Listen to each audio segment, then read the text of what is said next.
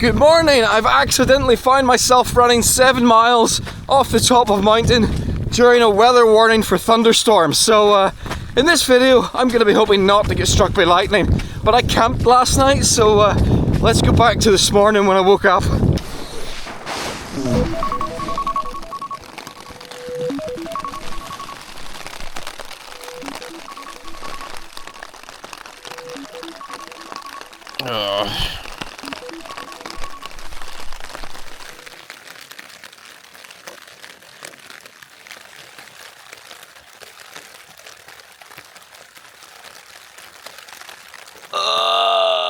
I slept with my contact lenses in.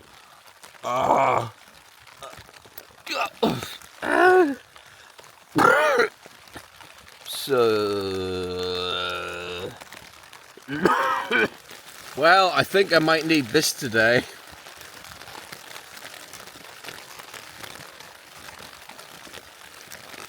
No trench foot for me. I got this, I got Tailwind. This is basically a not energy drink, a sports drink in a powder form, and I've started training with this instead of gels, and it's so much better. Each one of these has got about 200 calories in it, as well as all of your electrolytes, and you just put it in your pouch, add water, shake it up. Time to check the forecast, just in case there's going to be any bad weather. There's a thunderstorm warning for this area. When does it start? Now? Okay, I'm gonna get packed up and get out of here as quickly as possible. I prefer not to get struck by lightning today.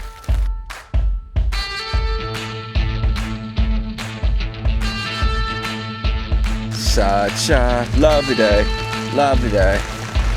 Right, let's go and see if it's raining outside.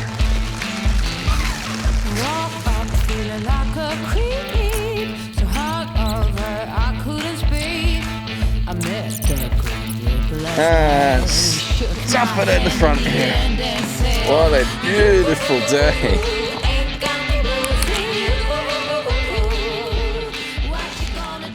I've got everything, okay. Oh, let's get out of here. So, I'm currently training for a mountain marathon in September. But one of the things I need to do is just put more time on my feet. So rather than just going out and doing normal training runs, occasionally I want to do just some fast packing. So this is day 2 of such a little excursion in the Mourne Mountains. I ran up here about 8 miles yesterday, and with my pack on, I've got about 6 kilos on my back. Camped last night, and now I've got about 7 miles to do this morning to get back down to my van, and that will be an accumulative total of 14-15 miles this weekend. Yesterday's video was all about the kit that I've brought with me, as well as showing off this beautiful route. So if you want to watch that video, that's on my main channel, Stephen J. Reid. So you could go and watch that before you watch this one, because you know they obviously tie in day 1, day 2. Let's go not get struck by lightning.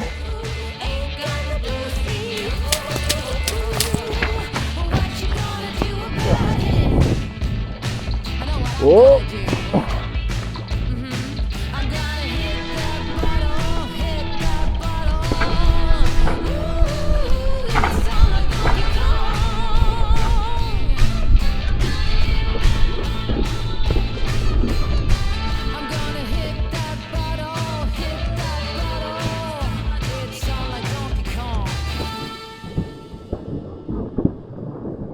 This is the bog in the Western Mournes. So you got features like Pierce's Castle away over that way. Kilbrony Forest Park is where I came from yesterday. So it's damp, it's bleak, but it's still beautiful. We're going this way. If you look at the sides here, you can see, well, it might be hard to tell on this camera, but there's these quite rectangular shaped holes in the ground, and then you've got these banks up on top. So this was an old turf bog. People harvested the peat from up here, dried it out, and then used it for fuel. But you get these areas like this where it's a beach. Let me show you, it's quite literally a beach. Look, It's sand, it's granite sand, and that's because I'm standing essentially on the top of the bedrock. This is the bedrock. The peat layer you see there is all washed away. So this is the beach that has been hidden under that peat for whatever thousands of years. That was deeper than I was expecting.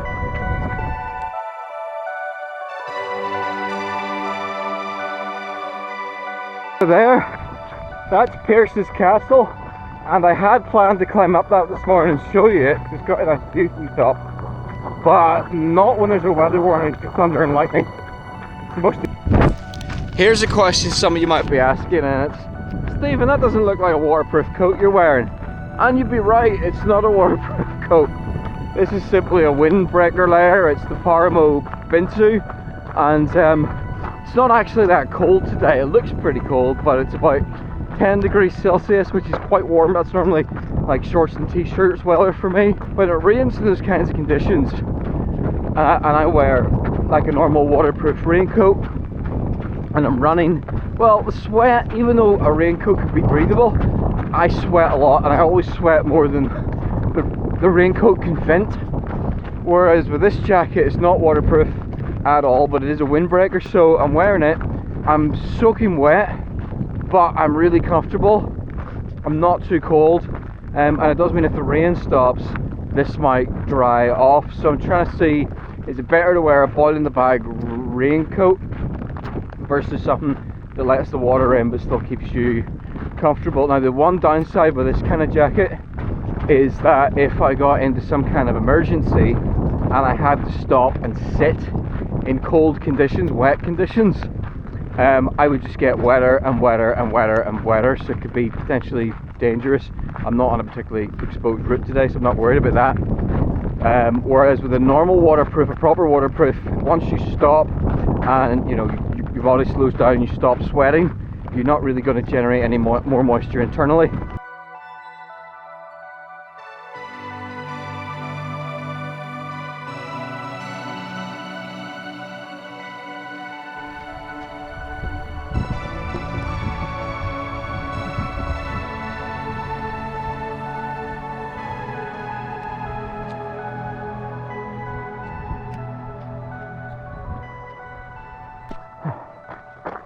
That's me down off the mountain. It's so much warmer down here, but I immediately have an ethical, a moral dilemma, and my dilemma is got my stuff right. And my dilemma is dilemma. I've said it too many times, and that sounds wrong. My dilemma.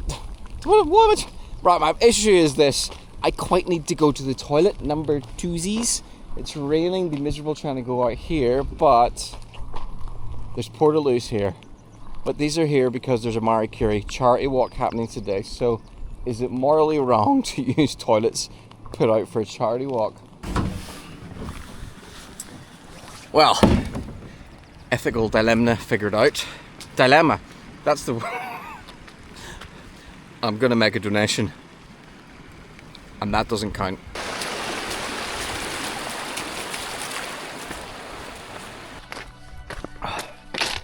That's me onto the Mourne Way. So this is a trail pretty much all the way downhill back to Kilburney Forest Park. I'm walking a little bit here. I'm heading to County Mayo in 2 days time to walk about 30-40 miles through a couple of trails in the last wilderness in the loneliest place in Ireland to make a couple of videos. So I forgot that it's happening just in 2 days time. So I don't have a lot of time for recovery, so I can't absolutely destroy my legs today. I need to have something left. So I'm walking a little bit until I feel more recovered, and then I'll run again. And this is something I found with my training in the past. A mistake I made was not giving myself time to recover properly, and then I was just always like really fatigued, and then I didn't enjoy the runs, and I got myself a little bit injured. So I'm just trying to just take it easy, Stephen. I got 14 weeks until this mountain marathon. I'm already up to 10 miles. So, you know, adding 10% every week, you know, it's loads. I'm gonna be fine. So there's no point pushing it harder than I need to. Oh, I completely forgot I had a bottle full of Tailwind.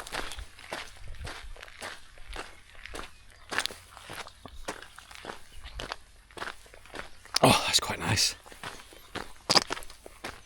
I've got the orange Tailwind in there. It's sweet, but also just with a little hint of salt. It tastes a lot nicer than Lucozade Sport and Powerade and stuff like that.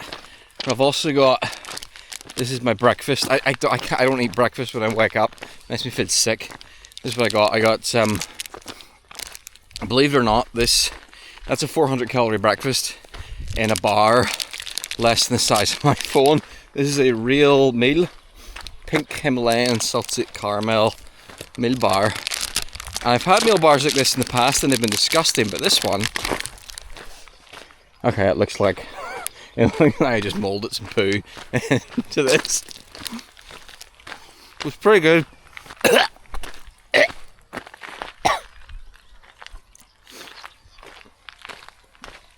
I just inhaled that.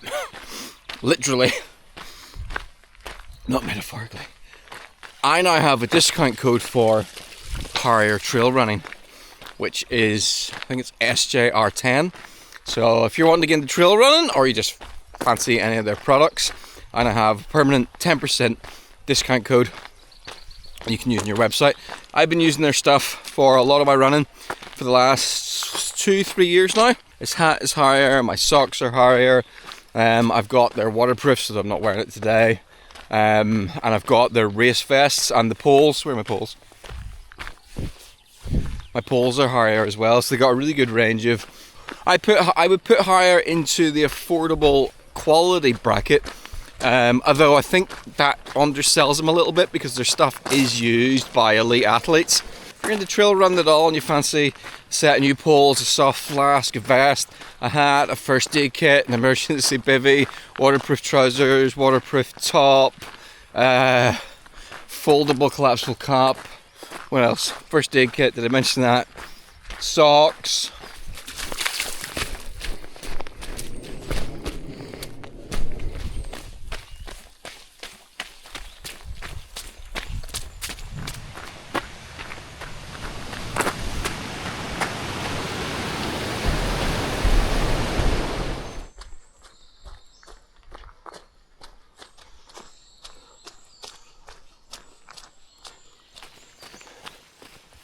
This bit's always so dark and gloomy.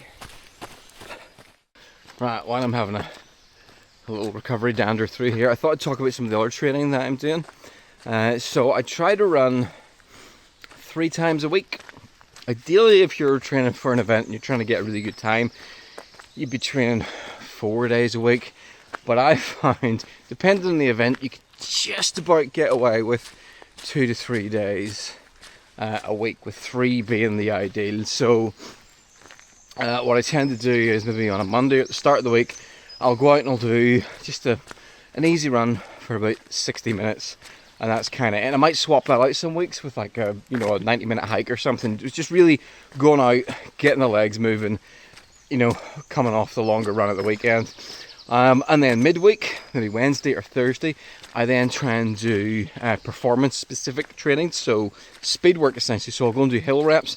I'll sprint up a hill in 30-second intervals, sprint for 30 seconds, stop until I'm recovered, and then sprint again until I get to the top of the hill. There's some bits and pieces of strength work I've been doing in between. So I've been doing heel raises, single heel raises, heel bounces, where you stand on the edge of a step and you're sort of going up and down on one foot. You can do it slowly, and then you can also do it quickly. If you do it quickly, when you do that slowly, that does build strength, but it doesn't build the kind of more explosive strength that you need when you're actually running uphill. You're pushing your whole body up, and you're going at this kind of pace. You're not going at this, you're not running in slow motion. So that means you can also do those heel raises, single leg heel raises, you know, quite quickly, and that is a better sort of training for that sort of higher part explosive strength that you need when you're going uphill. And then the other thing I'm doing, I bought a step up box, and I've got a couple of 20 kilo kettlebells, so holding those and then just doing step up and step down on both legs, and that's really good for building strength in your quads. I don't do that a lot. I really hate doing exercise indoors. So what I do is I have all the kit in my office, and I work in 25-minute segments with a 5-minute break in between.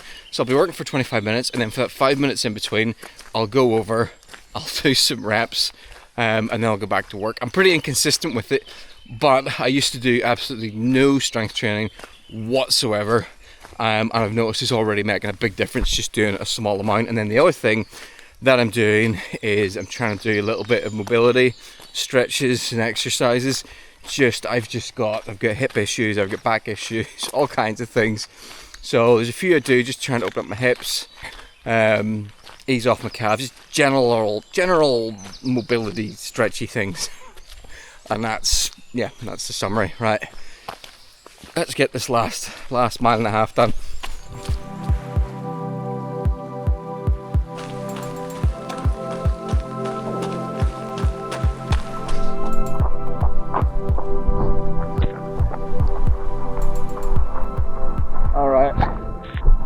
Right, there we are, 8 miles done on 5 hours sleep, on tired legs from yesterday, and carrying this backpack. I wasn't particularly fast, it was damp, it was wet, but surprisingly I wasn't cold. And that's me finished at, what time is it? 9:15 a.m. on a Saturday morning, so I will be home, I'll be home by 11. Pretty pleased with that. All goes into the training pot. I just got to make sure when I get home I do some mobility stretches and things, because when I come off a run like that and I sit in a car for an hour and a half, everything seizes up, so I need to make sure and stretch as soon as I get home. But I'm just gonna go get myself out of this rain. So thanks for watching, thanks for coming along on my little training journey, and I'll catch you on the next one. Bye bye.